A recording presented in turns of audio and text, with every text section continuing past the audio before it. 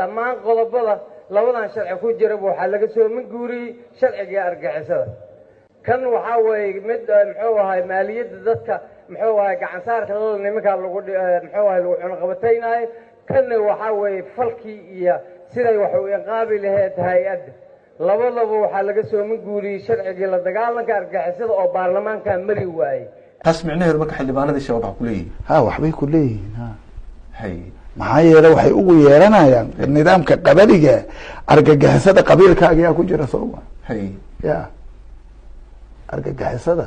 qabiilkaaga yaa ku jira qabiilkaaga hadduu ku jiriyo wuxuu leeyahay saameyn uu ku yeelaa awoodna waa leeyaho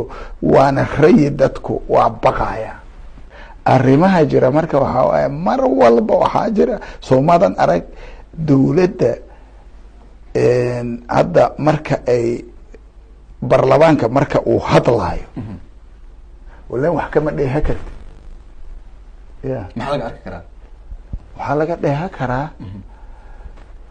waxaa la rabaa adiga markaad xildhibaan taha 3 arrimoodaa lagaa rabaa shuruucda loo baahan yahay inaad dedejiso shuruucda waxaa kamid a hadda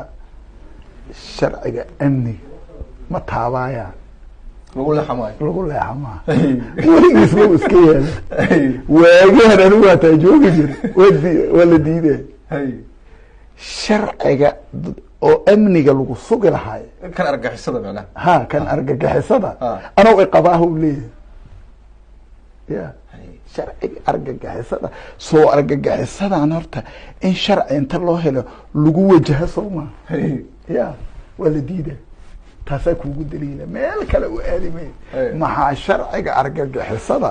oo shabaab lagu xuray lahay wuxuu baarlamaanka u meel mari waaye maad isweydiisid intaa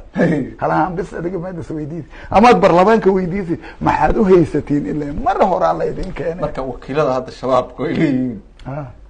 xildhibaanada ah kuwa kale yaa badan adiga loomaba